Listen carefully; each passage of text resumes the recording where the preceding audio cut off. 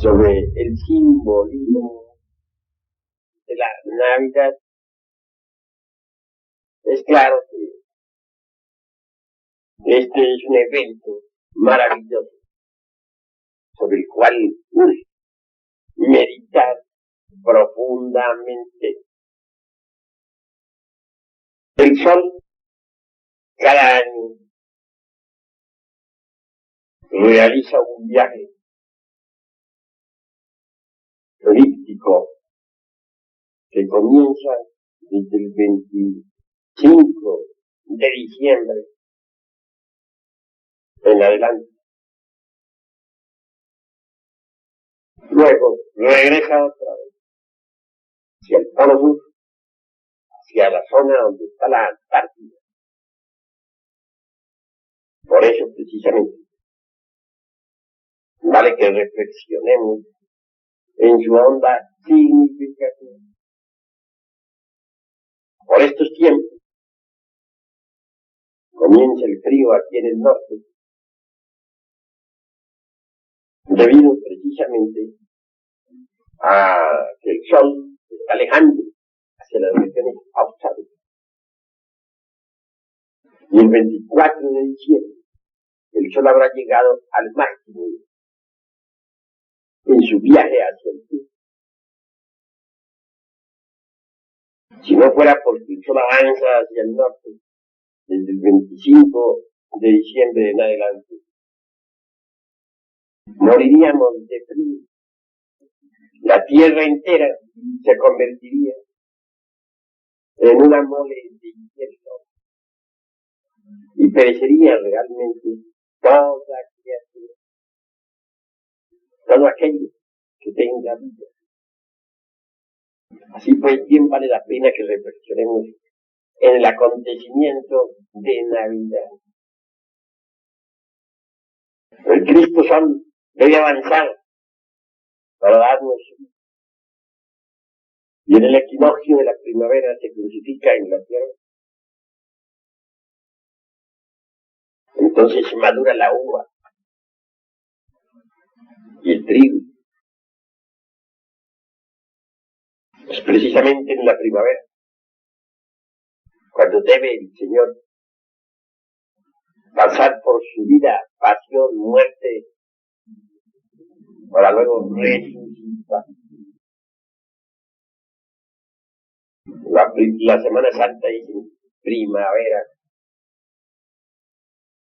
El sol físico no es más que un símbolo del sol espiritual, del Cristo Sol. Cuando los antiguos adoraban al sol, cuando le rendían culto, no se referían propiamente al sol físico, no. Se le rendía culto al sol espiritual, al sol de la medianoche, al Cristo Sol. Incuestionablemente es el Cristo Sol quien debe guiarnos en los mundos superiores de conciencia cósmica. Todo místico que aprende a funcionar fuera del cuerpo físico a voluntad es guiado por el sol de la medianoche, por el Cristo cósmico. Es necesario aprender a conocer los movimientos simbólicos del sol de la medianoche. Él es quien guía siempre al iniciado. Él es quien nos orienta. Él es quien nos indica lo que debemos y no debemos hacer. Estoy hablando, pues, en el sentido esotérico más profundo, teniendo en cuenta que todo iniciado sabe salir del cuerpo físico a voluntad. Que eso de no saber salir a voluntad, eso es propio de principiantes, ¿no? De gentes que hasta ahora están dando los primeros pasos en estos estudios. Entonces, si uno pues está en la senda, tiene que saber guiarse por el sol de la medianoche, por el Cristo Sol. aprender a conocer sus señales, sus movimientos. Si uno lo ve, por ejemplo, hundirse allá en el ocaso, ¿qué nos está indicando? Sencillamente que algo debe morir en nosotros. Si uno lo ve surgir por el oriente, ¿qué nos dice eso? Que algo debe nacer en nosotros. Cuando salimos bien en las pruebas esotéricas, él brilla en toda su plenitud en el horizonte. El Señor nos orienta en los mundos superiores. Y uno tiene que aprender, pues, a conocer sus señales. Dupuy y muchos otros han estudiado el maravilloso acontecimiento de Navidad. No hay duda, y eso lo reconoce Dupuy, de que todas las religiones de la antigüedad celebraron la Navidad. Así como el sol físico avanza hacia el norte para dar vida a toda la creación, así también el sol de la medianoche, el sol del Espíritu, el Cristo Sol, nos da vida y nosotros aprendemos a cumplir con sus mandamientos. En las Sagradas Escrituras, obviamente, se habla del acontecimiento solar y hay que saberlo entender entre líneas. Cada año se vive en el macrocosmos todo el drama cósmico del sol. Cada año. Téngase en cuenta que el Cristo Sol debe crucificarse cada año en el mundo, vivir todos sus dramas de la vida, pasión y muerte, para luego resucitar en todo lo que es, ha sido y será, es decir, en todo lo que es. Así es como todos recibimos la vida del Cristo Sol. También es cierto que cada año el Sol al alejarse por las regiones australes nos deja aquí en el norte tristes, pues él va a dar la vida a otras partes. Las noches largas de invierno, tiempo de Navidad, los días son cortos y las noches largas. Vamos reflexionando en todo esto y conviene que entendamos lo que es ciertamente el drama cósmico. Si hace necesario que en nosotros también nazca el Cristo Sol. Él debe nacer en nosotros. En las Sagradas Escrituras se habla claramente de Belén y de un establo donde él nació. Ese establo de Belén está dentro de nosotros mismos, aquí y ahora. Precisamente en este establo interior moran los animales del deseo. Todos esos yoes pasionarios que cargamos en nuestras hijos. Eso es ahora. Belén mismo es un nombre esotérico. En tiempos en que el gran Kabir Jesús vino al mundo, la aldea de Belén no existía. De manera que eso es completamente simbólico. Bel es una raíz caldea que significa torre del fuego. De manera que propiamente dicho, Belén es torre del fuego. ¿Quién podría ignorar que Bel es un término caldeo que corresponde precisamente a la torre de Bel, la torre del fuego? Sí, pues Belén simbólico completamente. Cuando el iniciado trabaja con el fuego sagrado, cuando el iniciado elimina de su naturaleza los agregados psíquicos, cuando de verdad está realizando la gran obra, indubitablemente ha de pasar por la iniciación venusta. El descenso del Cristo al corazón del hombre es un acontecimiento cósmico, humano, de gran trascendencia. Tal evento corresponde en verdad a la iniciación venusta. Desafortunadamente,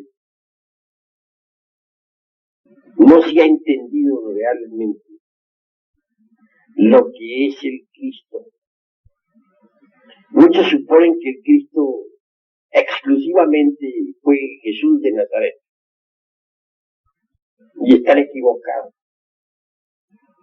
Jesús de Nazaret como hombre, o mejor dijéramos, Yeshua ben Pandia, como hombre, recibió la iniciación venusta, lo encarnó. Mas él no es el único que haya recibido tal iniciación. Hermes Trismegisto, el 3 veces grande Dios Ibis de todos, también lo encarnó. Juan el Bautista, a quien muchos consideraban como el Cristo, el ungido, incuestionablemente recibió la iniciación venusta y lo encarnó.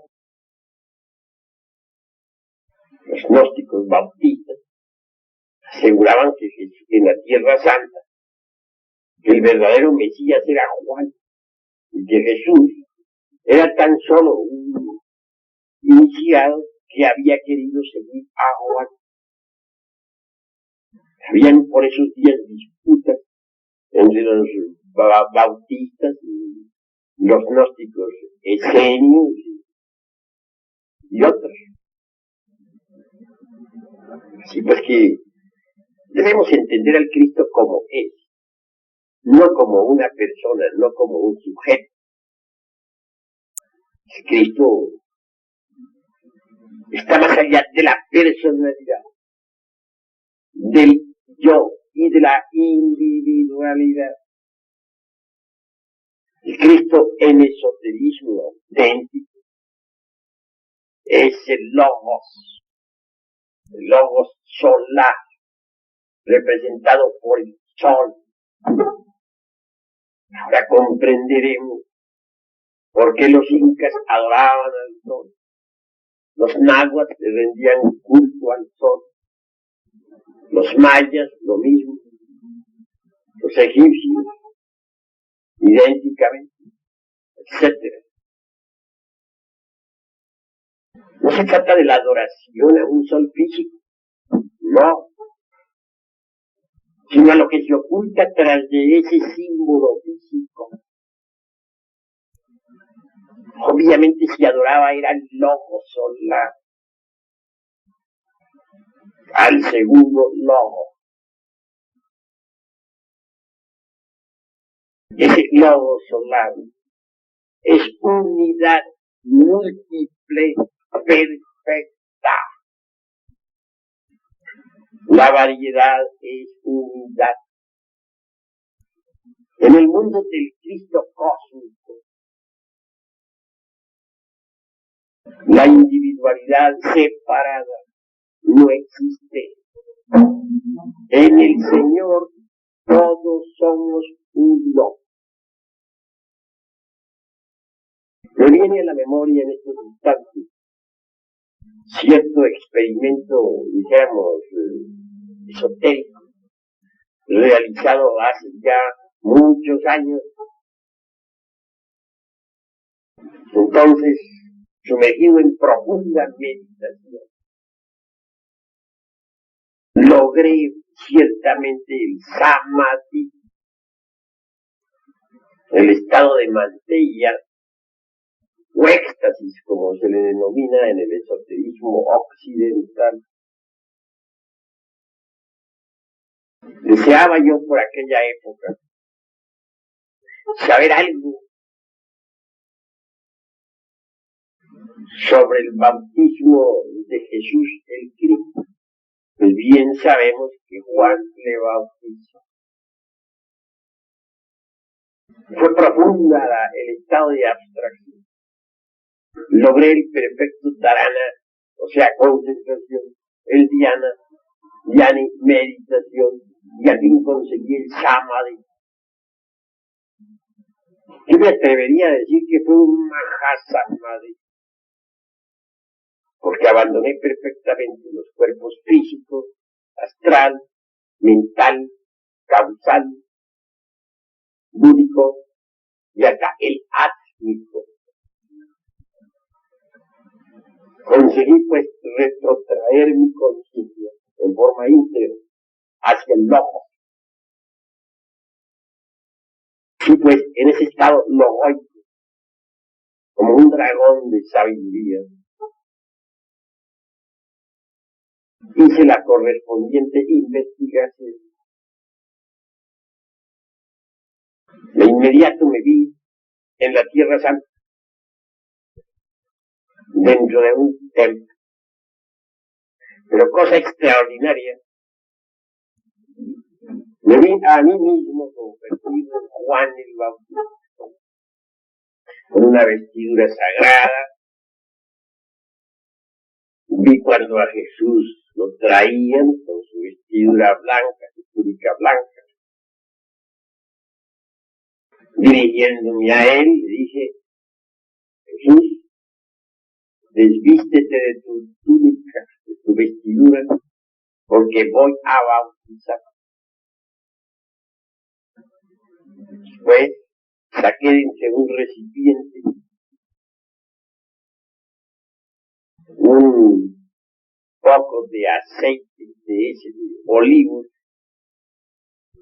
Le conduje al interior del santuario, lo ungí con aceite, le eché agua, recité los mantras o ritos. Posteriormente ya el maestro se sentó en su silla, aparte. Yo guardé todo nuevamente, lo puse en su lugar y decidí por terminada la ceremonia. Pero yo me vi a mí convertido en Juan. Claro, una vez pasado el éxito, Shabbat, me dije: ¿cómo va a ser posible que yo sea Juan el Bautista? Ni remotamente yo no soy Juan el Bautista. Me quedé bastante perplejo. Dije: voy a hacer ahora otra concentración. Pero ahora no me voy a concentrar en Juan, voy a concentrarme en Jesús de Nazaret. Entonces escogí como motivo de la concentración al gran maestro Jesús. El trabajo fue largo, dispendioso. La concentración se fue haciendo cada vez más profunda. Pronto pasé del dharana, concentración, al dhyani, meditación. Y del dhyani pasé posteriormente al samadhi, o sea, al éxtasis. Un nuevo esfuerzo supremo me permitió desvestirme de los cuerpos físico, astral, mental, causal, búdico, átmico, hasta retrotraer mi conciencia, absorberla en el mundo del logo solar. Y en tal estado, queriendo saber sobre el Cristo, Jesús, me vi a mí mismo convertido en el Cristo Jesús, haciendo milagros y maravillas en la Tierra Santa, curando a los enfermos, dando vista a los ciegos, etcétera, etcétera, etcétera. Y por último, me vi vestido con la vestidura sagrada, llegando ante Juan en aquel templo. Entonces Juan se dirige a mí, le dice: Jesús, quítate tu vestidura porque voy a bautizar. Se cambiaron los papeles. Ya no me vi convertido en Juan, sino en Jesús. Y recibí el bautismo de Juan. tal como lo he dicho. Pasado el sábado y regresado al cuerpo físico, vine perfectamente a evidenciar con toda claridad que en el mundo del Cristo cósmico todos somos uno. Si hubiera querido meditar en cualquiera de ustedes allá en el mundo del Logos, me hubiera visto convertido en cualquiera de ustedes viviendo la vida de ustedes. Es que allí no hay individualidad, ni personalidad, ni yo. Allí todos somos el Cristo, allí todos somos Juan, allí todos somos el Buda, allí todos somos uno. En el mundo del Logos no existe la individualidad separada. El Logos es unidad múltiple perfecta.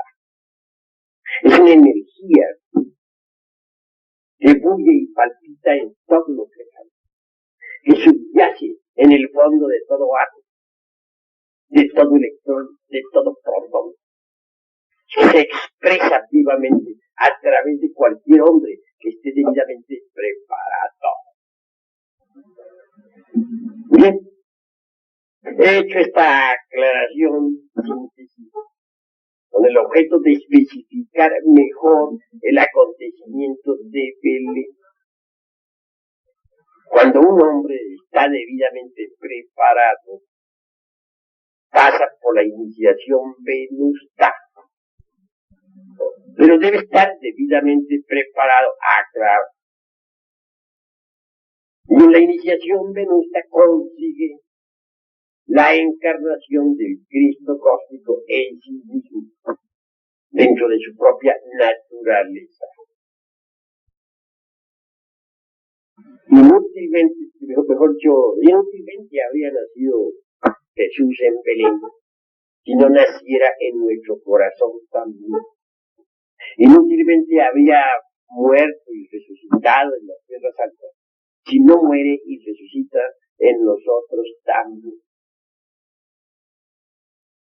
Esa es la naturaleza del salvator salvante.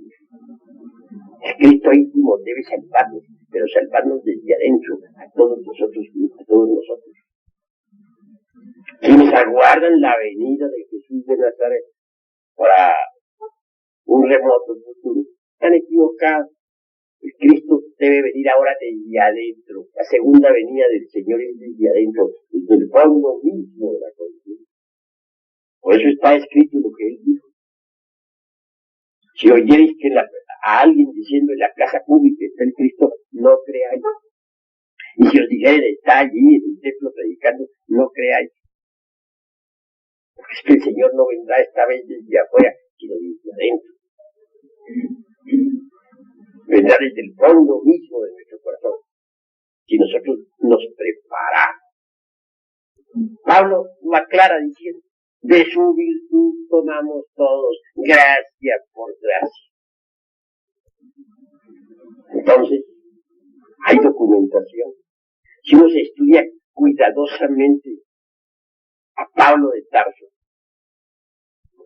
veremos que rara vez alude él al Cristo histórico. Cada vez que Pablo de Tarso habla sobre Jesucristo,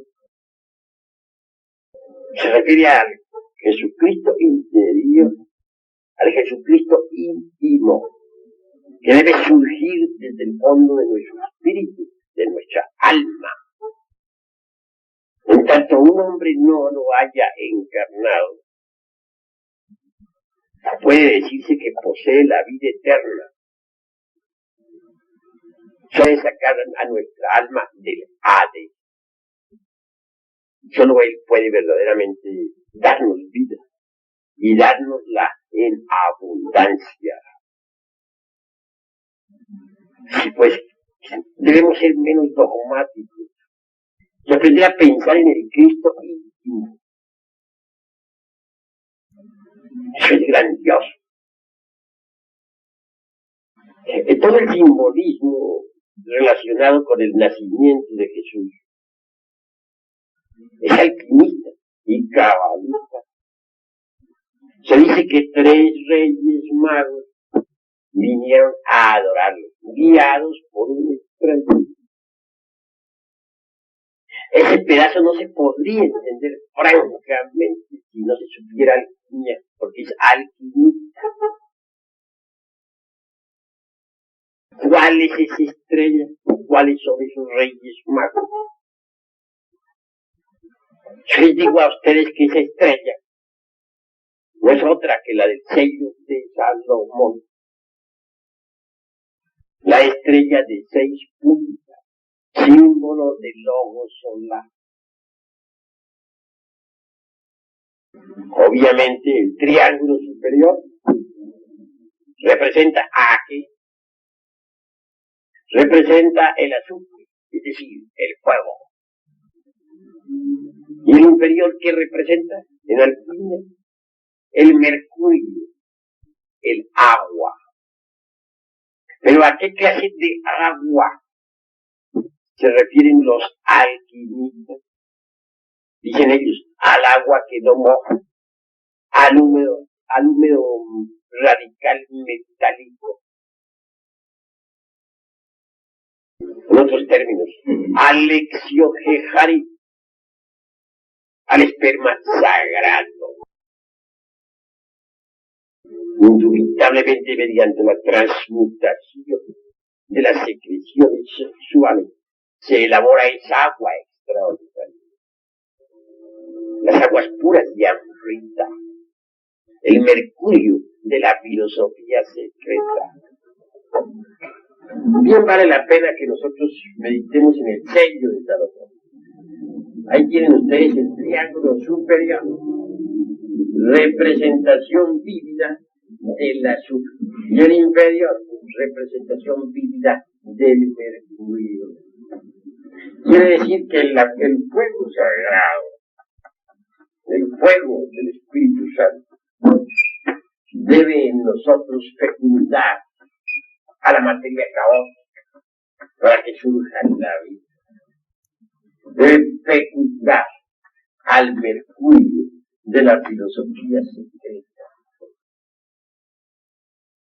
Indubitablemente, resulta un poco difícil entender la cuestión de la estrella de Belén, si no apelamos al sello de Salomón y a la alquimia. Repito, el mercurio es el alma metálica del esperma sagrado. El azufre es el fuego sagrado del Kundalini en el ser humano. Entendido eso, podemos aclarar algo más. Debe el azufre fecundar al mercurio. Que con el mercurio fecundado por el azufre, podemos fabricar los cuerpos existenciales superiores del ser. De manera que si no entendiéramos esto, no entenderíamos tampoco el sello de Salomón, ni la estrella que apareció a los reyes magos. Aquí tenemos para mejor explicación los 3 mercurios. Primero, esto es lo que los alquimistas denominan azogue bruto, o sea, el esperma sagrado propiamente dicho. Este segundo mercurio es precisamente el alma metálica del primero. Mediante la transmutación del esperma se convierte esta en energía.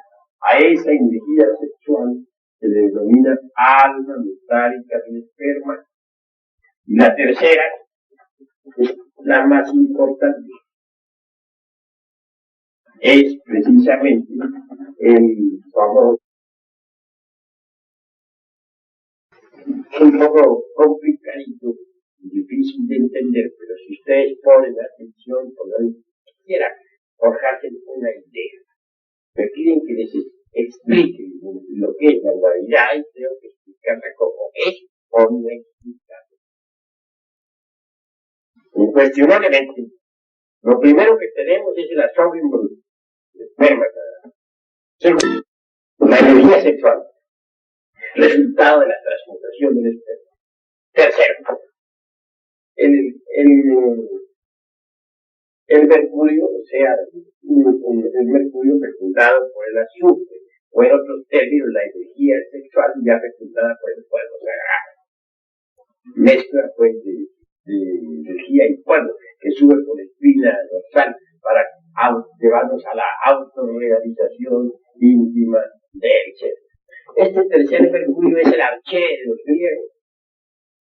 De manera que en el arché hay sal, hay azufre, hay mercurio. Eso es obvio. Allá arriba en el macrocosmos, la nebulosa, por ejemplo, está compuesta de sal, azufre, mercurio. Ahí hay arché. Eso es el arché de los griegos. De allí salen las unidades cósmicas. Aquí abajo nosotros necesitamos fabricar el arché. ¿Cómo? Mediante la transmutación. De ese arché que será un compuesto de sal, de azufre, de mercurio, nacerán los cuerpos existenciales superiores del ser. Si alguien posee los cuerpos astral, mental y causal, se convierte en un hombre de verdad. Eso es obvio. Y recibe sus principios anímicos y espirituales. Claro, en principio no tenemos sino el asombro bruto que hay que transmutarlo. Es decir, las expresiones sexuales que hay que transmutarlas, sublimarlas, convertirlas en energía. Esa energía se denomina mercurio, alma metálica del espejo. Esa energía sube por los cordones espermáticos del cerebro. Posteriormente, esa energía une sus polos positivos y negativos en el cosmos, cerca del trimenio, y entonces surge el fuego. Fuego hace fecunda a tal energía. Fuego mezclado con tal energía sube por la médula espinal hasta el cerebro. El excedente de tal mercurio fecundado por el azufre viene a cristalizar en los cuerpos existenciales superiores del ser. Primero se formará el cuerpo astral, segundo se formará el cuerpo de la mente y tercero se formará el cuerpo causal. Cuando alguien posee los cuerpos astral, mental y causal, recibe sus principios anímicos y espirituales. Es decir, se convierte en un hombre de verdad. Sí, pues eso es indispensable. Pero crear los cuerpos existenciales superiores del ser es una cosa. Y llevarlos a la perfección es otra cosa diferente. Incuestionablemente, la sal, el azufre y el mercurio es la base de todo. Donde quiera haya materia, hay sal. Toda materia se reduce a la sal. Y toda sal puede ser convertida en oro. Así pues, los cuerpos existenciales superiores del ser vienen a ser una mezcla de sal, azufre y mercurio. La sal de cualquiera de esos cuerpos, mediante la acción combinada del azufre y del mercurio, se convierte en oro. Convertir tales cuerpos en oro, en vehículos finos de oro, sería lo indicado. Y esa es la gran obra. Pero no se podría realizar tal producto si no recibiera uno una ayuda extra. Esa ayuda maravillosa consiste en la Navidad del corazón. Debe nacer el Cristo del corazón del hombre para que se pueda realizar esa gigantesca labor. ¿Cuál es la de transformar los cuerpos existenciales superiores del ser en vehículos de oro puro? Ahora bien, situémonos en cualquier vehículo de esos, un cuerpo astral. Imaginemos a una persona que tiene un cuerpo astral. Uno sabe que tiene un cuerpo astral cuando puede usarlo, cuando puede moverse con él consciente y positivamente, cuando puede viajar de un planeta a otro con el mismo. Imaginemos una persona que tiene ese cuerpo astral, pero que está trabajando para convertirlo en un vehículo de oro, es decir, que quiere perfeccionar. No podrá hacerlo sin eliminar el mercurio seco, es decir, los yoes, y el azufre arsenicado, es decir, los átomos sanguinolientos de la lujuria. Obviamente necesitará ayuda Si consigue eliminar el mercurio seco, el azufre cercano o azufre venenoso, entonces su cuerpo astral se convertirá en un vehículo de oro. La labor es difícil. Afortunadamente el Cristo íntimo interviene y ayuda a eliminar todo ese mercurio seco y ese azufre venenoso o arsénico. Y al fin, como resultado de su trabajo, el vehículo se convierte en un cuerpo de oro. Antes de convertirse el cuerpo astral en un vehículo de oro precioso, forzosamente tendrá que pasar por varias etapas. La primera está simbolizada por el color negro, por el cuervo negro, por Saturno. ¿Por qué? Porque el iniciado habrá de entrar en un franco trabajo de muerte. Tendrá que eliminar, destruir, desintegrar todos los elementos inhumanos que lleva en su cuerpo. Y eso es fuerte, poderoso, hasta conseguir el color blanco, que es fundamental. Obviamente ese color blanco está representado por la paloma blanca. A los iniciados de Egipto se les ponía el taf, o sea, la vestidura de lino blanco, para representar pues la castidad, la pureza.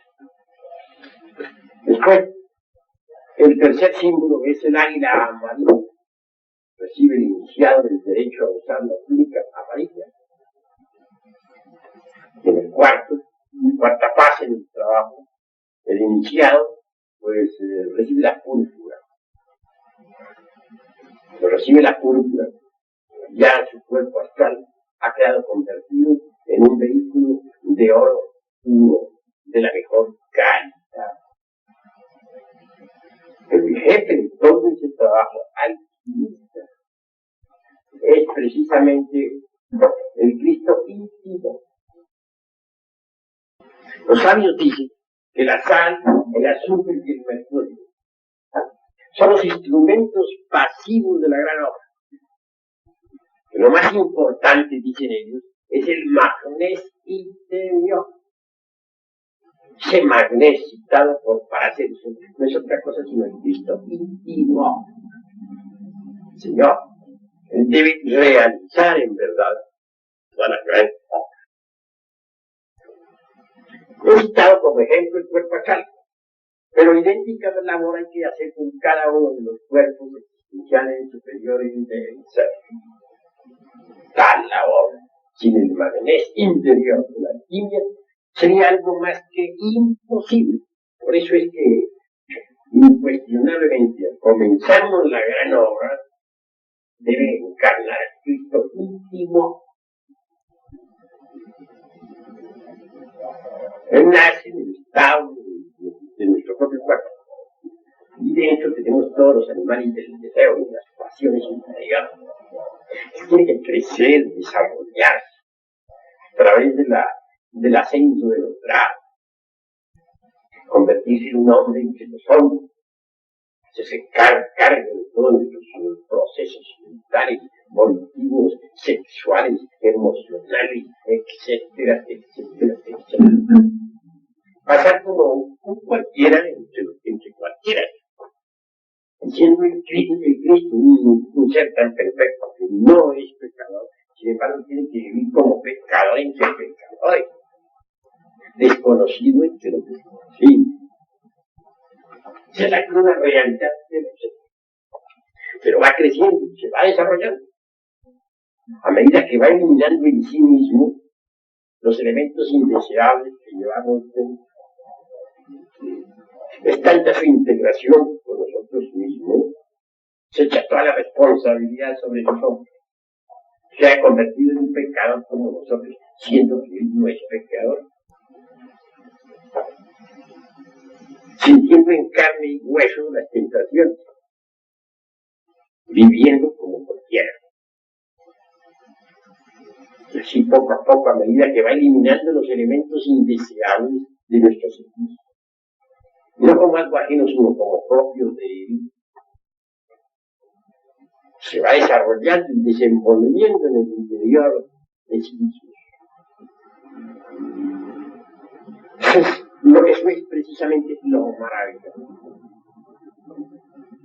Si no fuera así, sería imposible pues realizar una gran cosa. Es el que tiene que eliminar todo ese mercurio seco y todo ese azufre venenoso para que los cuerpos existenciales y superiores del ser puedan convertirse en vehículos de oro fino, oro de la mejor calidad. Claro, está claro. Los tres reyes magos que vinieron a adorar al niño representan los colores de la gran obra. El primer color es el negro. Cuando estamos perfeccionando un cuerpo, repito, está simbolizado eso con el cuerpo negro de la huerta. Es la obra de Saturno, simbolizada por aquel rey mago de color negro. Entonces estamos pasando por una muerte, la muerte de todos nuestros deseos y pasiones, etcétera, etcétera, en el mundo astral. La paloma blanca sigue después. Es decir, el momento en que ya habiendo desintegrado todos los yoes del mundo astral, tenemos el derecho a usar la túnica de lino blanco, la túnica del Da egipcio, o la túnica de Isis. Claro, está representada, como dije, por la paloma blanca. Y es el segundo de los reyes, el rey blanco. Se ha avanzado mucho hacia la perfección del cuerpo. Acá parecería el cuerpo, el color amarillo, en el mismo, y el derecho a usar la túnica amarilla. Es entonces cuando aparece el águila amarilla, que nos recuerda al tercero de los reyes magos, el de raza amarilla. Por último, la corona de la obra es la culpa. Cuando un cuerpo, sea el alcance, el mental, el causal, etc., ya es de oro puro, se recibe la púrpura de los reyes, porque se ha triunfado. Es la púrpura que todos los tres reyes magos, como reyes, llevan sobre sus ojos. De manera que ven ustedes, los tres reyes magos no son, como muchos creen, tres personas. No, señor. Son los colores fundamentales de la gran obra. Y el Jesucristo es ideología dentro. Jesús en hebreo es Yeshua, y Yeshua es Salvador. Es como Salvador, nuestro Yeshua particular, tiene que nacer en este estado que llevamos dentro para realizar la gran obra.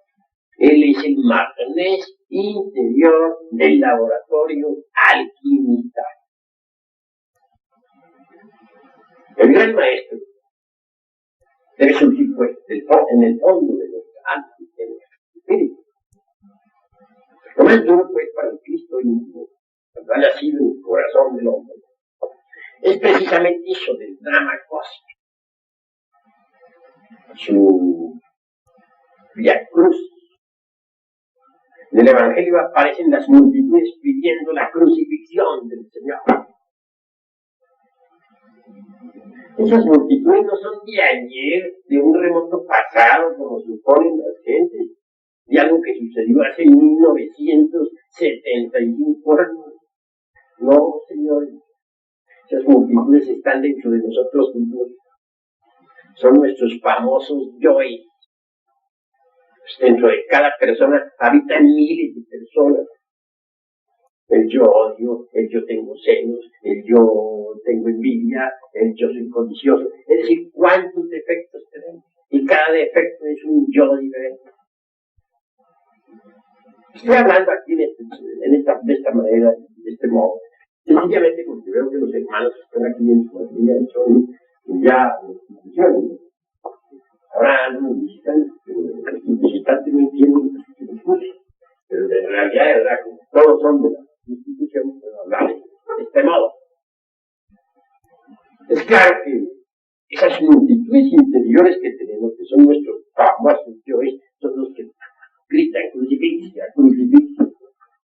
En cuanto a los tres traidores, ya sabemos que en el Evangelio crístico son Judas, Pilatos y Caifás. ¿Quién es Judas? El demonio del deseo. ¿Quién es Pilatos? El demonio de la mente. ¿Quién es Caifás? El demonio de la mala voluntad. Igual que aclarar un poquito, hay que especificar esto para que se vaya entendiendo. Judas, el demonio del deseo, cambia al Cristo íntimo por 30 monedas de plata. 3 más 0, 3. Esa es la adición cabalística. Es decir, lo cambian por cosas materiales, por la moneda, por los licores, por el lujo, por los placeres animales, etc. Lo ven. En cuanto a Pilatos, es el demonio de la mente. Ese siempre se lava las manos. Nunca tiene la culpa. Para todo encuentra una evasiva, una justificación. Jamás se siente culpable. Realmente todo defecto psicológico que nosotros poseemos en nuestro interior, vivimos siempre justificados. Jamás nos creemos culpables. Hay personas que nos han dicho a mí, Señor, yo creo que soy una persona buena, yo no mato, yo no robo, yo soy caritativo, yo no soy envidioso. Es decir, dechados de virtud. Perfecto, seguro. Y no, digo yo, ante tanta perfección, goodbye.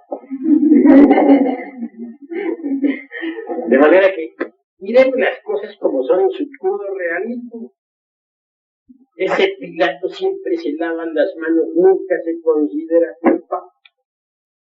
Y en cuanto a Caifás, yo francamente considero que es el más perverso de todos. Piensen ustedes en lo que es Caifás. Cristo íntimo nombra muchas veces a un sacerdote, a un maestro, a un iniciado, para que guíe a sus ovejas, para que las apaciente. Le entregue el mando, lo pone al frente de una congregación. Y el tal sacerdote, el tal maestro, etcétera, o el iniciado, en vez de guiar a su pueblo sabiamente, vende los sacramentos, prostituye el altar, fornica con las devotas, etcétera, etcétera, etcétera. Conclusión, traiciona al Cristo. Eso hace Caifás. ¿Es doloroso eso? ¿Verdad? Horrible, es una traición de lo más sucia que hay. Y no hay duda, son muchas las religiones que en el mundo se han prostituido. Son muchos los sacerdotes que han traicionado al Cristo. No me refiero a Cano, no. Todas las religiones del mundo. Inclusive, grupos esotéricos dirigidos por verdaderos iniciados. Sino estos iniciados muchas veces traidores han traicionado al Cristo mismo. Todo es doloroso, infinitamente doloroso. Caifás, pues, de lo más sucio. Estos tres llevan al Cristo íntimo, pues, juicio. Piensen por un momento al Cristo íntimo en el fondo de cada uno de ustedes, al dueño de todos sus procesos mentales y emocionales, luchando por salvando a cualquiera de ustedes, sufriendo horriblemente sus propios yoes de ustedes, protestando contra él, blasfemando, poniéndole la corona de espinas, azotándolo. Bueno, es la cruda realidad de los hechos, el drama cósmico vivido internamente. Al fin el Señor tiene íntimo subir al Calvario de su obra y baja al sepulcro. Con su muerte mata a la muerte. Es lo último que él hace. Posteriormente resucita en el iniciado, y el iniciado resucita en él. Entonces, la gran obra se hace consumatum est. Así han surgido a través de los siglos maestros resurrectos. Pensemos en Hermes Trismegisto. Pensemos en un Moria, gran maestro de la fuerza del espíritu. Pensemos en el conde Cagliostro, quien todavía vive, o en San Germán, y en el año 1939 visitara a Europa otra vez. San Germán trabajó activamente durante los siglos XVII, XVIII, XIX, etc. Sin embargo, físicamente sigue existiendo. Es un maestro resurrecto. ¿Por qué son resurrectos los maestros?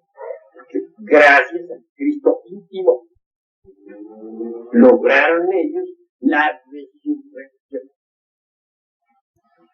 De manera que sin el Cristo íntimo, la resurrección no sería posible. Aquellos que suponen que por el solo hecho de morirse físicamente una persona ya tiene derecho a la resurrección de los muertos, pues son en verdad gente dignas de compasión. No solamente ignoran, hablando esta vez en el estilo socrático, sino que lo que es peor, ignoran que ignoran. La resurrección es algo que hay que trabajarla, y trabajarla aquí y ahora. Hay que resucitar así, en carne y hueso, y a lo vivo. La inmortalidad hay que conseguirla ahora mismo, personalmente. Esa es la forma como se debe considerar pues, el misterio crístico. Todo el drama cósmico en sí mismo es extraordinario, maravilloso. Y se inicia en verdad con la Navidad del corazón. Lo que continúa después en relación con el drama formidable, que tiene que huir a Egipto, que Herodes manda matar a todos los niños y él tiene que huir. Todo eso es simbólico, completamente simbólico. Se dice que Jesús, que José, que María, por ahí en un evangelio apócrifo, hubieron de huir a Egipto y que entonces permanecieron varios días viviendo debajo de una higuera. Esa higuera, de esa higuera salía un manantial de agua purísima. Entonces hay que entender. Esa higuera representa siempre al sexo. Que se alimentaban de los frutos de esa higuera. Son de los frutos del árbol, de la ciencia, del bien y del mal. El agua que corría purísima, salía de esa higuera, es nada menos que el mercurio de la filosofía secreta. Hasta el degollamiento de los inocentes, mucho se ha escrito sobre eso. Nicolás Flamel dejó grabado pues, en las puertas allá del cementerio del Palo dramas, o digo escenas sobre el degollamiento de los inocentes. ¿Pero qué es esto del degollamiento de los inocentes? Simbólico también y alquimista. Todo iniciado tiene que pasar por el degollamiento. ¿Qué es lo que tiene que degollar en uno, el Cristo íntimo? Pues sencillamente deben degollar el ego, el yo, el sí mismo. Y la sangre esa que emana pues, del degollamiento es el fuego. Es el fuego sagrado por el que tiene el iniciado que purificarse, limpiarse, blanquear. Todo eso es esotérico, en gran manera. Nada de eso se puede tomar a la letra muerta. Luego vienen los fenómenos milagrosos del gran maestro. Él caminaba sobre las aguas y sobre las aguas de la vida. Tiene que caminar siempre Cristo. Abrir la vista de los que no ven, indicando las palabras para que vean la luz. Abrirle los oídos a los que no quieren oír. Escuchen la palabra. Cuando el Señor ha crecido en el iniciado, tiene que tomar la palabra y explicarle a otros lo que es el camino. Limpiar a los leprosos. Todo el mundo está leproso. Todo el mundo, no hay nadie que no esté leproso. Esa lepra es el ego, el yo pluralizado. Esa es la epidemia que todo el mundo lleva dentro. La lepra, de la cual debemos ser limpios. Los están paralíticos, no caminan todavía por la senda de la autorrealización. Es que el Hijo del Hombre debe, pues, sanar a los paralíticos para que se echen a andar rumbo hacia la montaña del ser. Hay que entender el Evangelio de una forma más íntima, más profunda. Eso no corresponde a un remoto pasado. Eso es para vivirlo dentro de nosotros mismos, aquí y ahora. Si nosotros vamos empezando a madurar un poquito, sabremos apreciar mejor el mensaje que el gran Javier Jesús trajo a la tierra. En todo caso, necesitamos pasar por 3 purificaciones a base de hierro y fuego. Los 3 clavos de la cruz significa eso. Y la palabra Inri dice demasiado. Sabemos que Inri esotéricamente es el fuego. Necesitamos pasar por las 3 purificaciones a base de hierro y fuego antes de conseguirla. De lo contrario, no sería posible lograr la resurrección. El que resucita se transforma radicalmente. Se convierte en un Dios hombre, en un hierophante de la talla de un Buda, o de un Hermes, o de un Quetzalcóatl.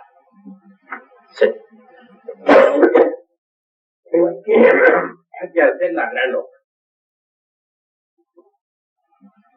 Realmente no se podría entender los 4 evangelios si uno no estudiara alquimia y cábala, porque son alquimistas y cabalistas.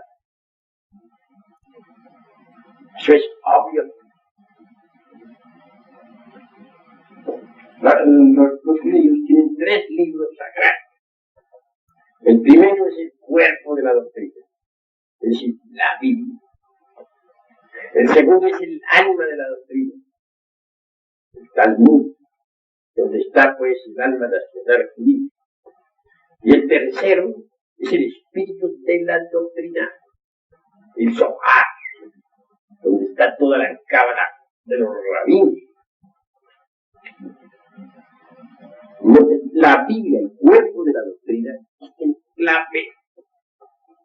Si queremos nosotros estudiar Biblia compaginando versículos, procedemos en forma ignorante, empírica y absurda.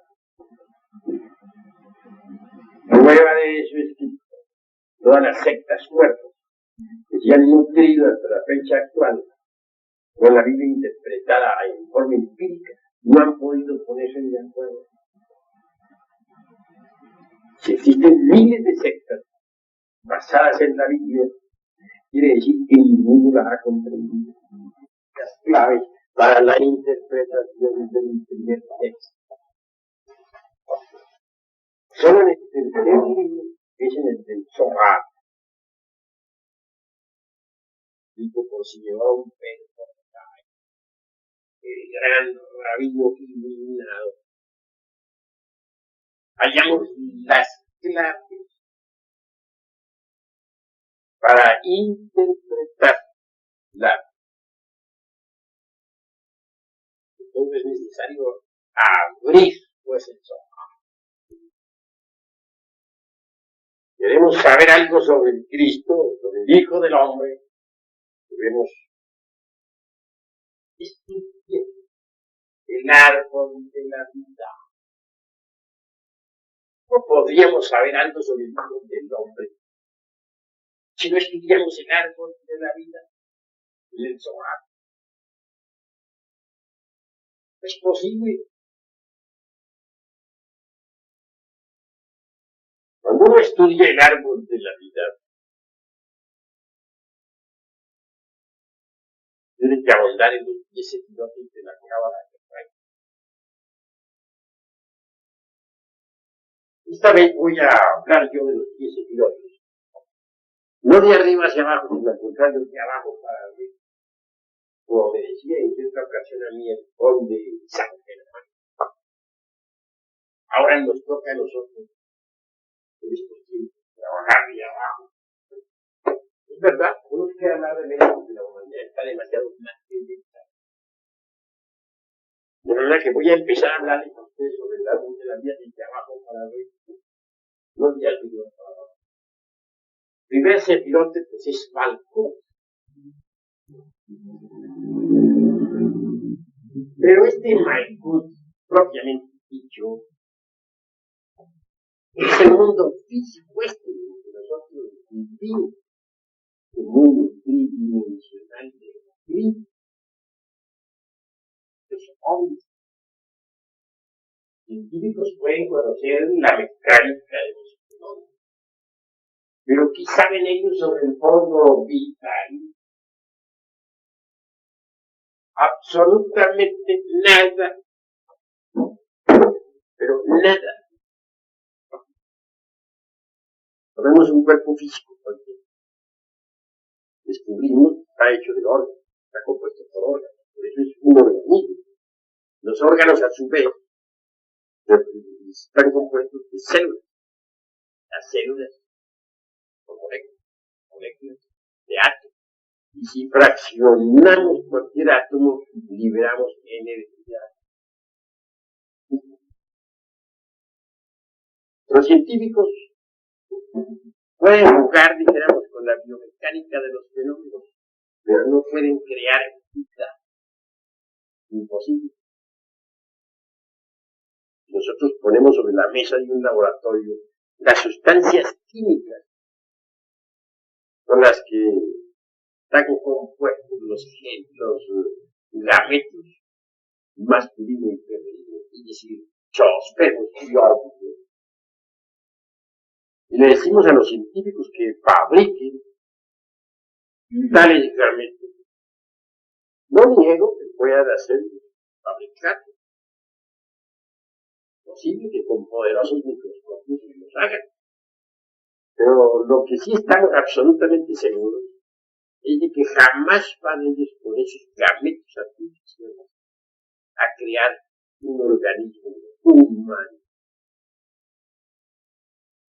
Se han creado cohetes que viajan a la nube, aviones supersónicos que han roto la barrera del sonido, pero no han sido los científicos capaces de crear una simple semilla vegetal artificial con posibilidades de germinación. Don Alfonso Herrera, el gran sabio mexicano, que creara la teoría de la plasmogenia, fabricó la célula artificial, pero fue una célula que nunca tuvo una célula muerta. Se pueden pasar semillas por ejemplo, de un café de una tierra a otra tierra. Correcto. También se puede pasar semillas de una persona a otra persona, hacer, dijéramos, inseminaciones artificiales. Todo eso es posible. Pero se está jugando ahí con lo que la naturaleza. Vamos a ver si son capaces los científicos de fabricar esas semillas con posibilidades de convertirse en algo vivo. Eso nunca se ha visto, jamás se verá. Conclusión, la vida es antes que todo. El organismo humano necesita de un nichos formativo, como lo dijera don Emmanuel Kant, el filósofo de Königsberg, para su sostenimiento. Ese tal nichos formativo es el cuerpo vital o lingam sarya de los indostales, el asiento vital de la celda viva, el yesod de la cábala neuronal. Así como nuestro cuerpo físico tiene para su mantenimiento, su sostenimiento, su conservación, cuerpo vital, también lo tienen las plantas, cualquier organismo que tenga vida, y en general lo tiene todo el planeta Tierra. De manera que todo el mundo terráqueo tiene su propia vitalidad, su fundamento vital y yesod. En ese yesod del mundo terráqueo está la vida del mundo, de nuestro mundo. Ahondando un poquito más, podríamos enfocarnos en la cuestión de la quinta coordenada. Obviamente, más allá del mundo vital, existe el mundo astral. En el mundo astral viven los desencarnados después de que abandonan el cuerpo físico. En el mundo astral encontramos a las columnas de ángeles y de demonios. El mar puede aprender a trabajar en el mundo astral. Y esa es su voluntad. Nosotros enseñamos sistemas mediante los cuales es posible entrar en el mundo astral a voluntad. Ese mundo astral es precisamente el foco cabalístico.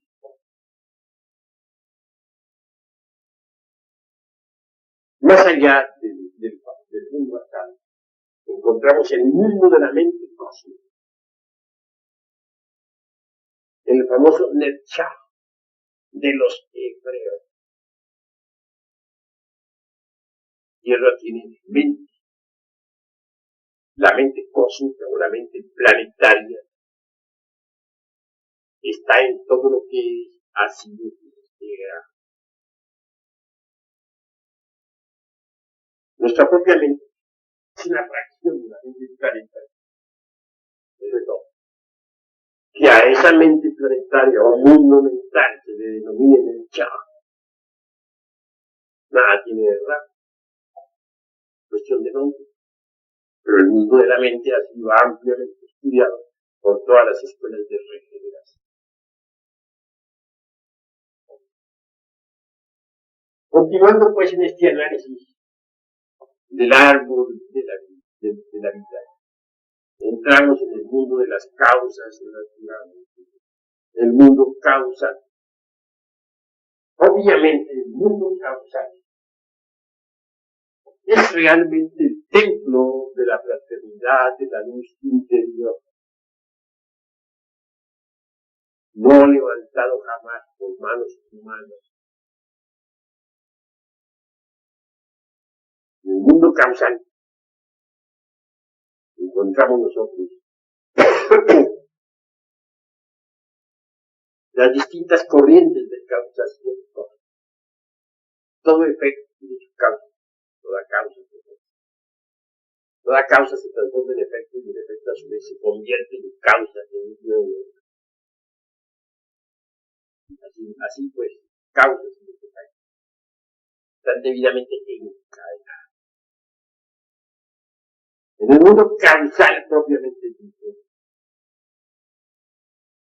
está ese principio del hombre conocido como alma humana. Sería denominado tigre. Y esto es bastante interesante.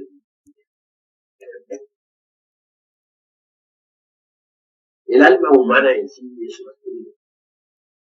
El alma espiritual es diferente. Pero en el mundo de diferente encontramos al alma humana, lo que tenemos de humano. Cuando el Cristo viene a darnos ayuda, el Cristo íntimo, obviamente habrá pues de surgir en nosotros desde diferente, es decir, en el mundo causal. Porque en el mundo causal están las causas de nuestros errores.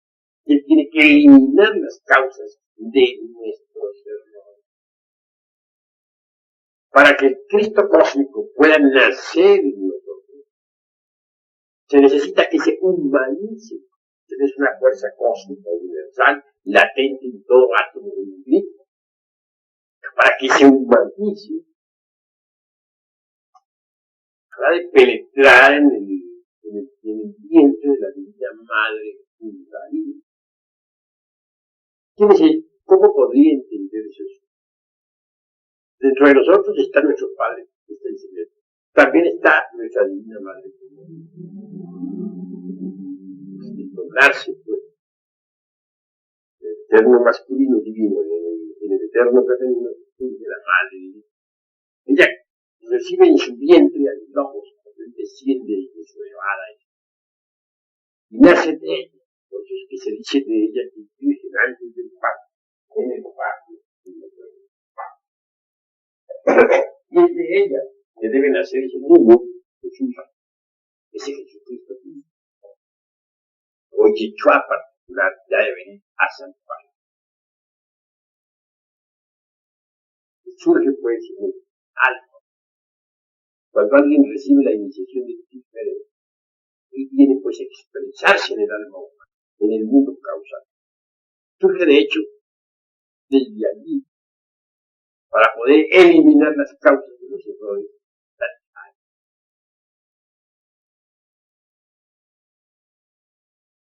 Mucho más allá del mundo de Tiferet, o mundo de las causas naturales, está Geburah, que es el mundo, dijéramos, del alma espiritual. En budismo riguroso se le llamaría el mundo búdico o intuicional. También se le llama el mundo del alma espíritu. ¿Qué es pues el budismo? En el budismo está nuestra alma espíritu, la Valquiria, la reina de los giros, Ginebra, y que a Lanzarote descansara el giro, entre las copas delicias de Sucra y de Hermano. Podemos nosotros andantes cuando habla de las dos almas, la que trabaja y esa otra que se contempla en un espejo que mira y todo. De manera que son dos almas, la una masculina y la otra femenina. Geburah también se le denomina el mundo del rigor, de la ley. Dice, mucho más allá de ese sentido, encontramos pues al séptimo de los séptimos, es Gedulah, que dice también Chesed. Este Chesed es el mundo político, el mundo teatro, el mundo pavo. El testamento de la sabiduría antigua dice, antes de que la falsa aurora apareciera sobre la tierra, aquellos que sobrevivieron al huracán de la tormenta alabaron al íntimo, y a ellos se les aparecieron los heraldos de la aurora. El íntimo es átomo del pecado. Chesed. Pues estos 7 sérios son, dijéramos, la manifestación. Mucho más allá de estos 7 sérios superiores, vienen los sérios superiores. Vinag, ¿pero qué es Vinag? Nadie es el Espíritu Santo. Sí, el Espíritu Santo. En cada uno de ellos. El mundo del Espíritu Santo es formidable, maravilloso, extraordinario. Y más allá del mundo del Espíritu Santo está el mundo del Chomá, o sea, el mundo del Logo, del Cristo Cosmos. Y muchísimo más allá está el mundo del Keto, o sea, el mundo de la cristiana, de su Padre principal. Cada uno de nosotros tiene su Padre particular, individual. Hay tantos padres en los cielos cuanto gente en la tierra, y aún cada uno de nosotros tiene. Obviamente, nadie será capaz de ver al Padre, de platicar cara a cara sin morir. Es decir, primero tiene que morir el ego, no el cuerpo, sino el ego, para tener luego la dicha de ver al Padre y de platicar con él frente a él. De lo contrario, no sería. O por lo menos que si no ha alcanzado todavía el iniciado a morir totalmente, por lo menos que ya muerto si quiere un 90% para poder tener la dicha de ver al Padre y de platicar con él cara a cara, personalmente. Es la bondad, la libertad, lo oculto de lo oculto, la misericordia de las misericordias. Pues este es un árbol de la vida, los 10 epilotes de la cábala hebraica. El Hijo del Hombre está en el sefirot de Críspera. Ahí es donde está el Hijo. Miramos al diferente, vemos que es el quinto de los sefirot. Es decir, está entre la mitad de los sefirot de arriba y de los de abajo. Él tiene como Hijo del Hombre, en el alma humana tendrá que estarse. Y tendrá que reunir a los sefirot de abajo y a los de arriba. Desgregar los sentimientos para transformarse realmente en el Adán campeón. Es decir, el Adán celeste, en el Adán solar. Cuando eso se haga, estaremos convertidos en dioses terriblemente divinos, más allá. Pero sin el Cristo, que viene a manifestarse diferente, no sería posible llegar a tan tremenda sentido. El Señor es pues fundamental para la grada. Él es el magisterio de la caos, de la vida. Comprendiendo pues el árbol de la vida, sabemos lo que es también el Hijo de Dios, tal como figura en la vida. Pero no podríamos saber qué es el Hijo de Dios si nosotros no estudiamos el árbol de la vida en el Zohar. Por ejemplo, se habla en las Sagradas Escrituras por ahí.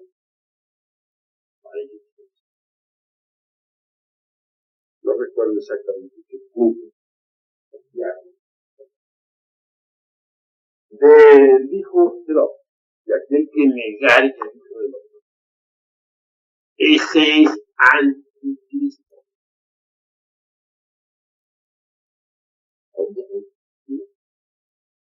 El que niega al Hijo del Hombre, o sea, al alma humana. Que lo niega en su expresión como alma humana. Ya que materialista niega al alma humana. Que priva al ser humano de la posibilidad de tener alma humana. Es como un Carlos Marx, con su dialéctica materialista, le quita la humanidad un valor esencial. Realmente convierte en anticristo. Si Cristo se expresa a través de diferente, que se expresa y se manifiesta en contra del alma humana o principio causa, que niegue es alma. El materialista es anticristo. De manera que el anticristo de la falsa ciencia, este Pacho, actualmente vive sobre la faz. Todos esos científicos ateos en el mundo del eterno, anticristo son en un 100%, porque niegan al Hijo de Dios.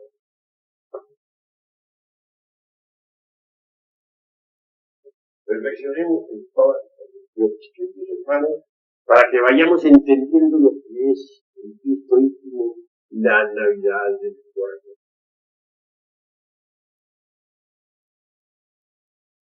Buda y Jesús, o Buda y el Cristo, se complementan dentro de la persona. Narraba yo a ustedes alguna vez el caso de Bishon. Una vez, fui por ahí, dentro de un templo budista, en el Japón. Hablé algo ante la congregación sobre el Cristo. Luego, naturalmente, no, de todos los no. Estaba yo en pleno monasterio budista. De hecho, los monjes se dirigieron a un maestro. Me contaron que un hombre estaba hablando a favor de Cristo. Esperaba que aquel monje viniera como diga, un padre. No, pero afortunadamente nada sucedió. Me dijo, ¿cómo es que usted aquí en un punto de vista habla de Cristo? Me responde, por el profundo respeto que esta congregación tiene. Me permito decirles que el Cristo y el Buda se complementan. Pues entonces, bien, por asombro, que aquel maestro asistió y dijo, Cristo y Buda se complementan. Lo afirmó ante todos los modos. Luego me habló con un cuadro para darme a entender que el Cristo y el Buda son dos factores últimos que nos llevan a un sentido. Quiso traer uno en el cual me ligó primero el dedo pulgar derecho, después el dedo pulgar izquierdo. No entendí el cuadro. Estoy acostumbrado a la dialéctica de la vida. Quiso decirme con eso, el Cristo y el Buda están ligados dentro de nosotros mismos. Son dos aspectos de nuestro mismo. Y esto se lo puedo a ustedes explicar, mejor dicho, explicar a la luz, precisamente del árbol de la vida. El Buda, naturalmente, viene siendo, está formado por estos dos principios. El Buda. Chesed y Geburah.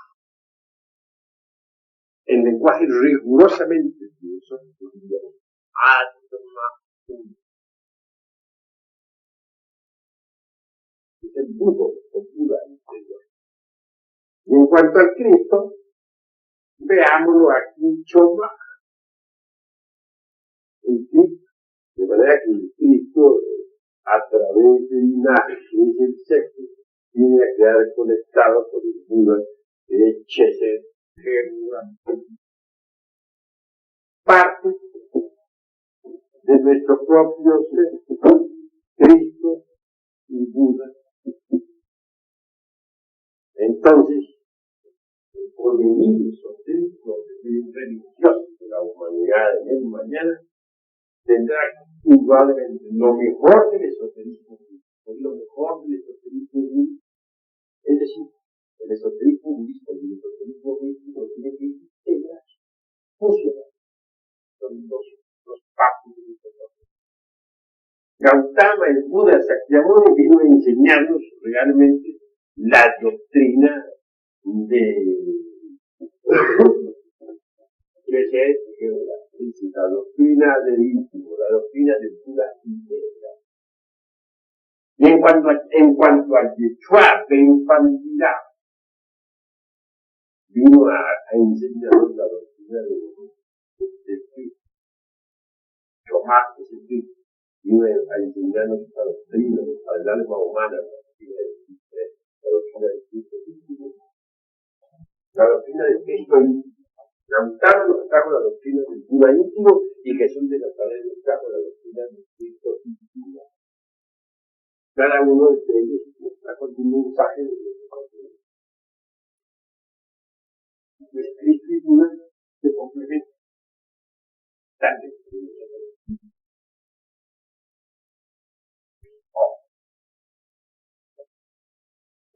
Entendidas estas cuestiones, queridos hermanos, bien vale la pena trabajar, por llegar algún día a recibir la iniciación universal. Es decir, la iniciación de la Navidad de Débora.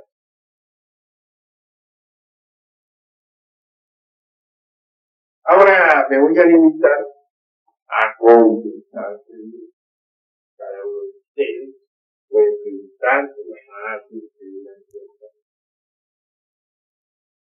porque no hayan entendido, pregunten y yo les puedo explicar. A ver.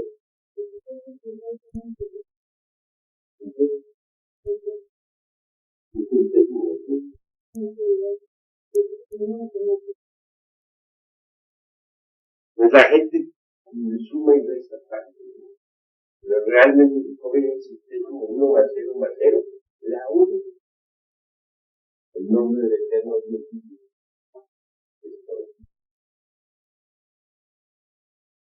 Obviamente, no podemos nosotros representar a Dios en el mundo. Hay dos unidades. La primera es la unidad inmanifestada. La llamaríamos nosotros así.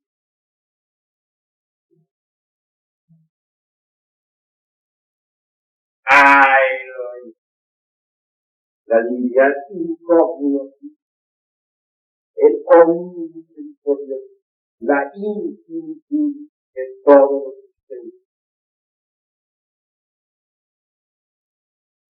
No se puede burlar, no se puede simbolizar, no se puede alegorizar ni hacer imagen de él. A él se refirió Moisés, no podemos usar imagen de sí. No fue para simbolizarlo a él, ¿cómo vamos a simbolizar a la divinidad inmanifestada? Incógnita, ¿de qué modo? ¿De qué manera? Pero bueno, a la segunda unidad, sí se le puede alegorizar.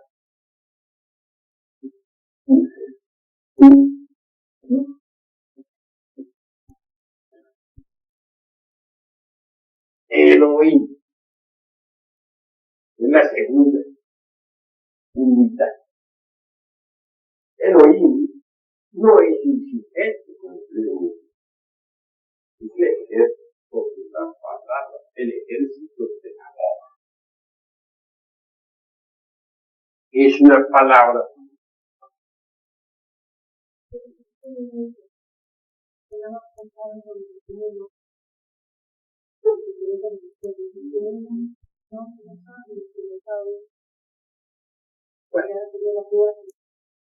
Pensamos ni siquiera cuestiones, ni siquiera de tipo meramente,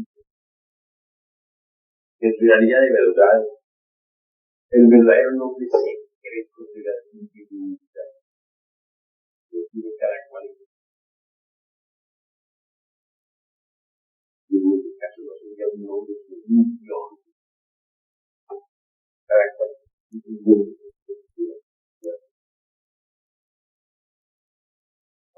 Porque Dios es el cristiano.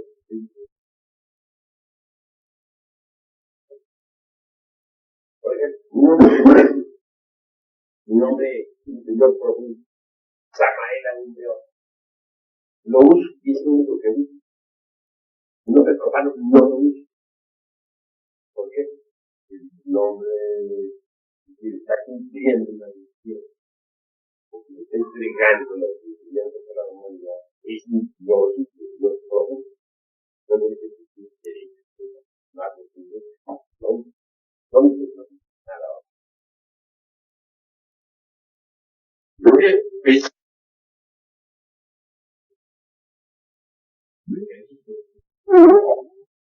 a Elohim,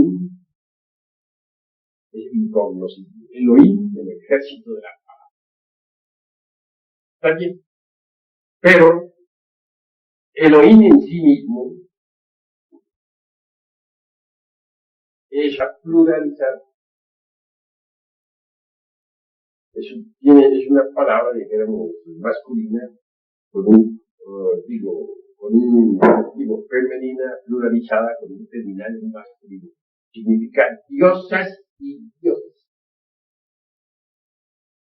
Una religión sin diosas, por ejemplo, es una religión que está a mitad del ateísmo materialista, porque ha suprimido la mitad de la religión. Diosas y dioses. Eso significa Elohim, o mejor dijéramos Elohim, porque la H se pronuncia como J.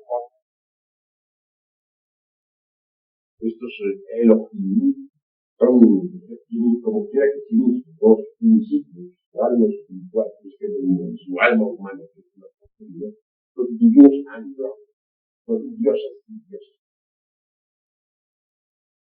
El ejército de la creación, el divino cuerpo. Bien. Y en cuanto a Elohim es diferente.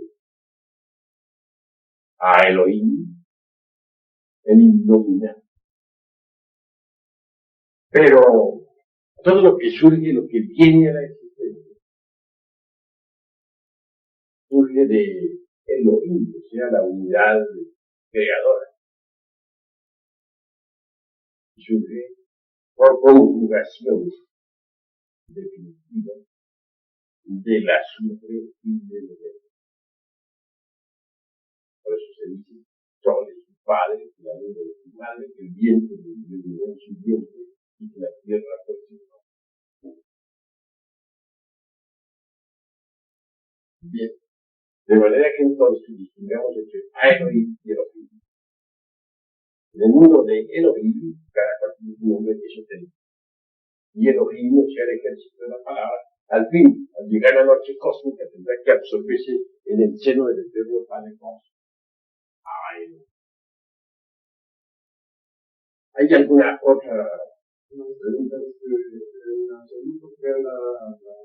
La dualidad.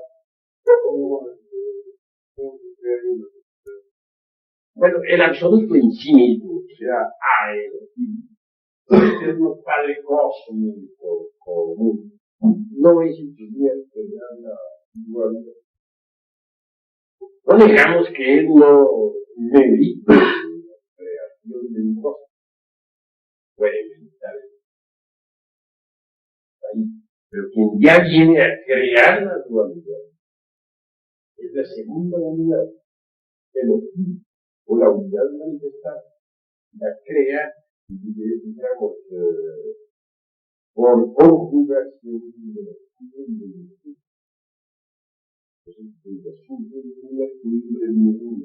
todo lo que es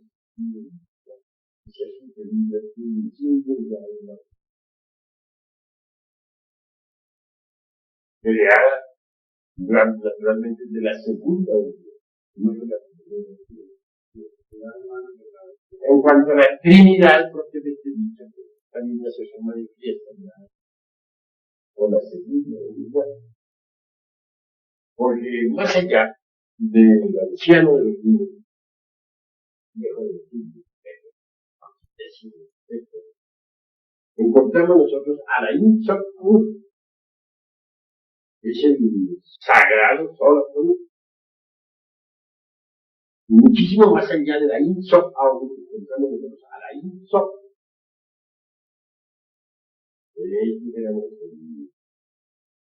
El segundo círculo del absoluto. Mucho más allá está el ahí, la absolutismo. Pero realmente lo que hay más allá de ahí, lo que se esconde tras ahí, o sea, el eterno Padre Cósmico, no podría jamás crear la divinidad, ¿no?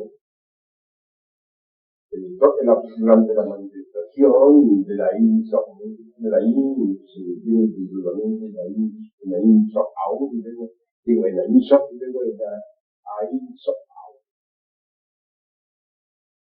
entonces aparece el sagrado sol absoluto.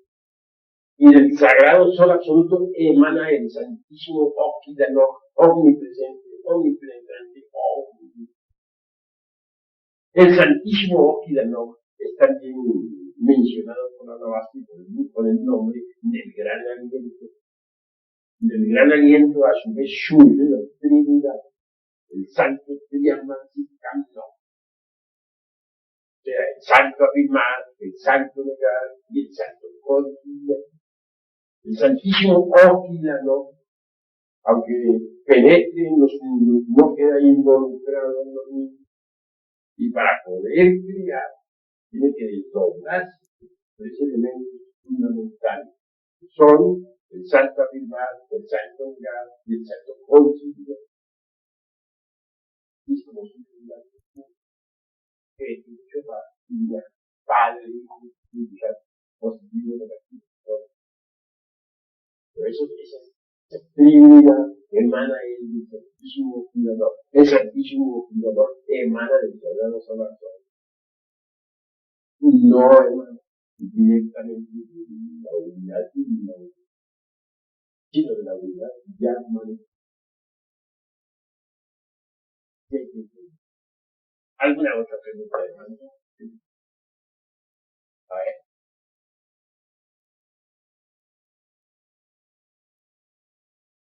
Pero tú estás partiendo de un Dios antropomorfo. Ese Dios que tú estás partiendo no existe. ¿Cuál Dios? Este es el muerto que existe en algunas sectas muertas. Eso no tiene existir. Es una fantasía. Pensemos nosotros en la unidad manifestada. Es el ejército de la palabra. El ejército de la palabra, tú misma formas parte de ese ejército. La parte superior tuya en el árbol de la vida es el ketio de la cava de raíz, en particular, y divinal, un fragmento de la gran unidad manifestada, que no es un individuo ni que cabeza ni pies, no sea, pues esencial, paz, la vida libre, bien. Esa unidad manifestada a su vez deviene de la inmanifestada. La inmanifestada no tiene fin. Tú le podrías poner un fin al espacio, pero es el espacio mismo, donde el espacio va a marcar un fin al espacio. De manera que pensamos así, entender las cosas. Pero si me hablas de un Dios allá, un caballero con una barba sentado en un trono de blasfemia, lanzando rayos, truenos con este triste humano, pues francamente no te lo hacer. A ese chico, con relación a ese chico, podrías decir con un espíritu moridor, claro, a conocerlo, ¿no? Tiranuelo así, a mí que agarrarlo de acá, de la barba, ¿no? Ese no existe, es una fantasía. Hay que empezar por comprender que nosotros somos personas en el fondo, ya más profundo de nosotros, somos partículas del océano de la vida. Así sí se debe entender la vida. De ese modo, no en forma antropomorfa. El antropomorfismo ha causado muchos daños. Muchos rusos, algunos de esos astronautas rusos, precisamente que navegaron ya en los famosos cohetes, los famosos cohetes rusos, dijeron dónde está Dios, no le podemos encontrar por aquí, por ninguna parte. ¿Por qué? Se le enseñó a la humanidad esa ideología. Le enseñó que Dios es un caballero por allá, sentado en un trono de tiranía, el cual es algo de la otra. Habló de los tres reyes magos y dijeron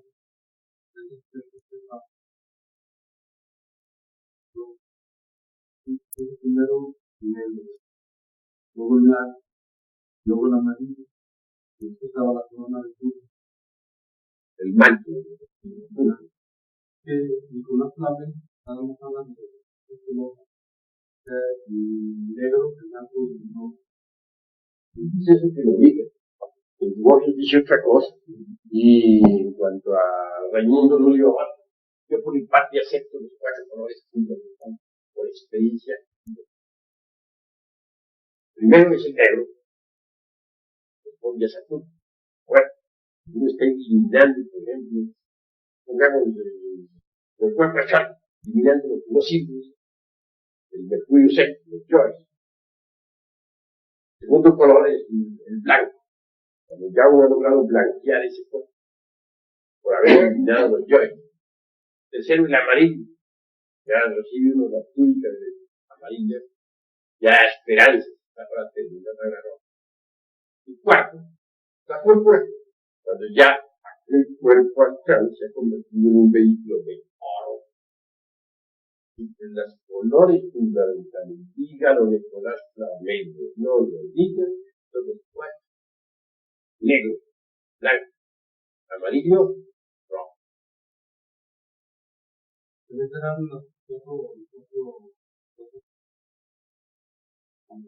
Bueno, también se le puede simbolizar los 4 rojos del metro. ¿Sí? Se le podría simbolizar también con el trébol, 4 hojas. Pero obviamente en el Evangelio está muy bien simbolizado. Los 3 reyes magos. Por último, llevan ellos la púrpura, al 4, ¿no? Púrpura de los reyes. Y al fin y al cabo, en síntesis, toda la gran obra que un hombre tiene que realizar para llegar de verdad a poseer la piedra filosofal, pasa por esos 4 cosas. Cuando lo dicen siempre con el cuervo negro de Saturno, que es la muerte, con la paloma blanca, el Espíritu Santo, con el águila amarilla y con el faisán rojo.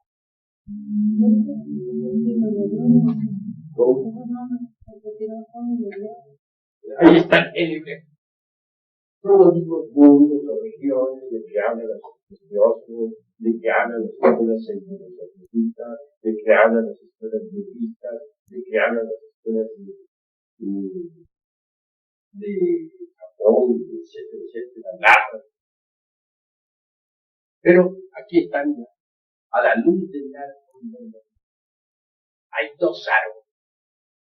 El árbol de la ciencia del bien y del mal, que es el sexo, y el otro, este árbol. Y ambos árboles la comparten. De manera que uno no podría subir por estas gradas del árbol de la vida, por estas ramas del gran árbol, sino trabajar de verdad y subir un ego y trabajar en general con el árbol del sexo, el árbol son los 2 árboles. Ambos comparten su espíritu, son los 2 grandes.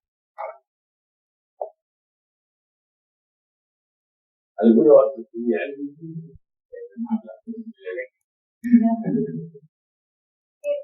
¿Qué simbolismo puede tener? Tiene un simbolismo muy precioso. Lucifer Shaw. Lucifer, precioso. Bueno, si Lucifer representa, es una reflexión del logos dentro de nosotros mismos y ahora. Ahí viene también la cuestión del antropomorfismo. Muchos piensan así como pintan a un dios allá terrible, un trono de tiranía. También nos ponen un diablo espantoso sentado allá en un trono infernal con un tenedor grandote aquí en la diestra, unas alas horribles, dominando el mundo. Bueno, es equivocado. La cruda realidad de los hechos. Toda luz produce sombra. Veamos el sol. El sol nos da la vida. En este momento nosotros estamos del lado oscuro. Y el sol está alumbrando del otro lado de los El día que son una parte, del otro lado por contraste. Por contraste, en este momento estamos nosotros aquí en otro, el Japón está dividido por contraste. En pleno mediodía se forman las sombras debajo del cable. Si nosotros levantamos una mano así, no, ¿verdad?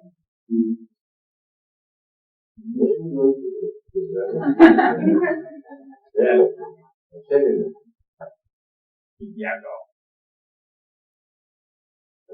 Este símbolo muy bonito. Padre, Hijo y Espíritu Santo. Personas distintas, personas verdaderas. Pero reflejado en la pared.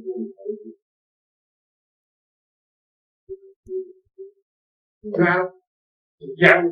De manera que Lucifer es más que la sombra de logos dentro de él.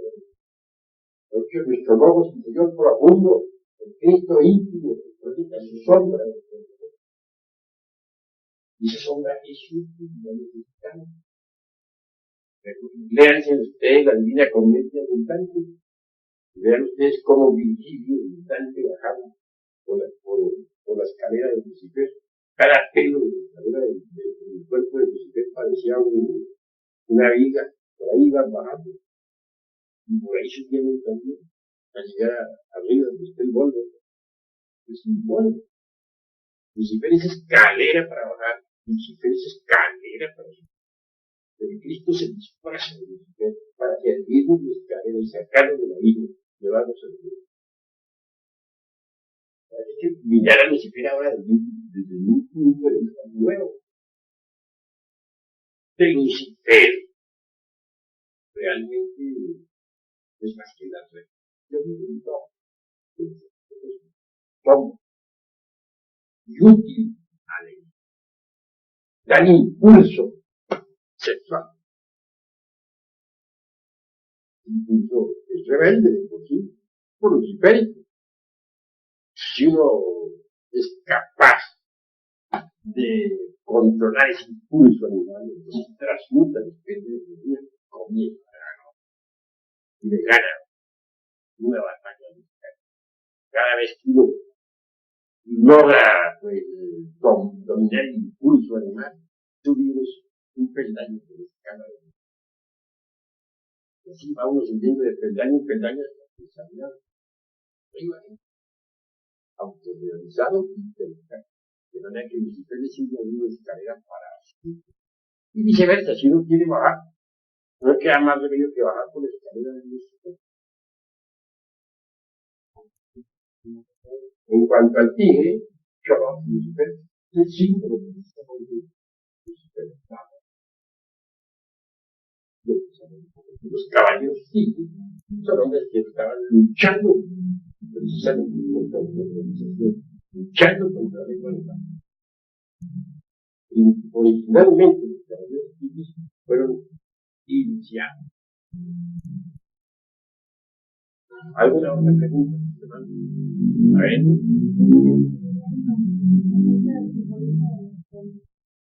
Pues el simbolismo de la estrella está claro y vivo. Obviamente, este triángulo representa al azul, el otro al mercurio. El mercurio. Este triángulo representa al mercurio. Incuestionablemente el azufre es el fuego sagrado que uno tiene que despertar en su organismo. Y el mercurio está formado por la transmutación de las expresiones sociales. Este se convierte en energía y es energía sin mercurio. Y toda la gran obra hay que hacerla a base de azufre y de mercurio. Sin el azufre y el mercurio no se consigue realizar la gran obra. Esa es la cura de la realidad del mundo. Ahora,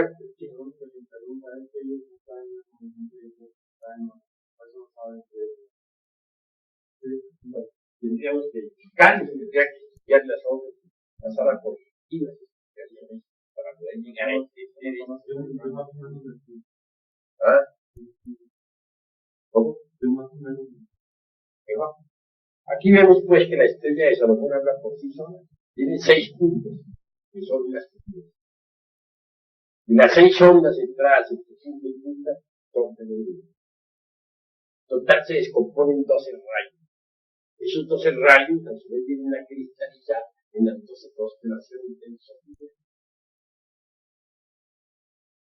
Es el símbolo del Love, la estrella del Sol. Y la misma piedra filosofal viene a ser una mezcla de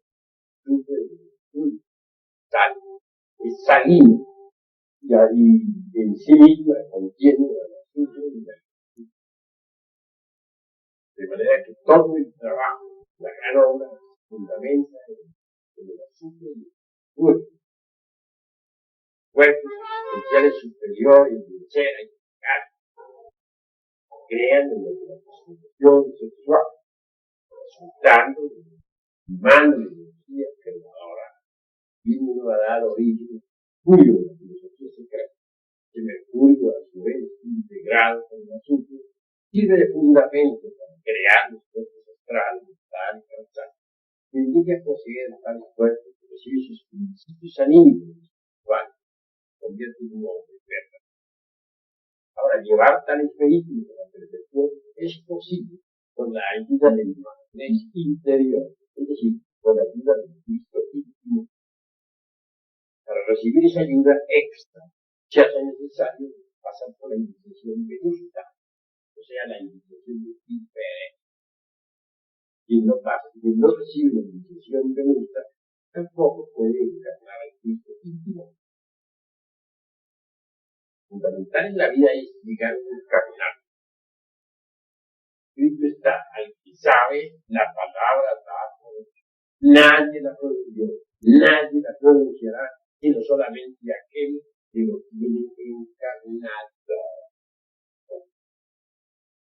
¿Alguna otra pregunta?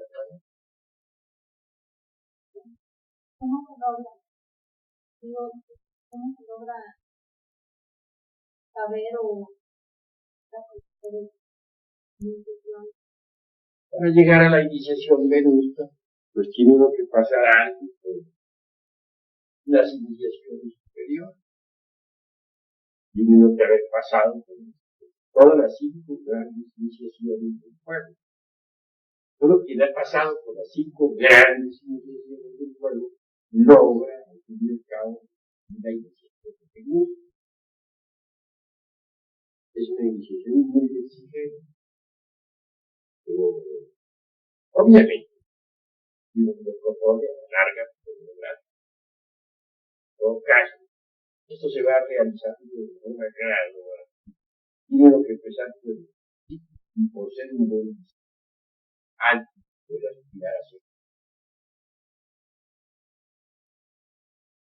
Alguna otra pregunta. A ver, no hay ninguno por sentido.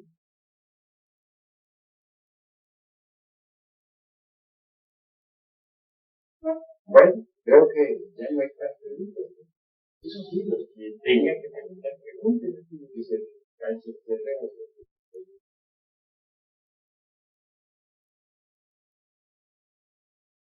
Demos por terminada esta plática y sean invitados, como siempre, a seguir aquí asistiendo, concurriendo para recibir las enseñanzas de quienes no habían venido antes, de hecho, están invitados. Bien vale la pena conocer este camino, ya de llevarle a uno a la realización íntima de ser. A nosotros lo único que nos interesa es la autorrealización íntima de ser, nada más. Aquí no buscamos nada más, nada más. La autorrealización, vamos a eso. Si quiera autorrealizarse, estudia a fondo, pues, todo el cuerpo de doctrina. Bien, bueno, hemos terminado pues con esta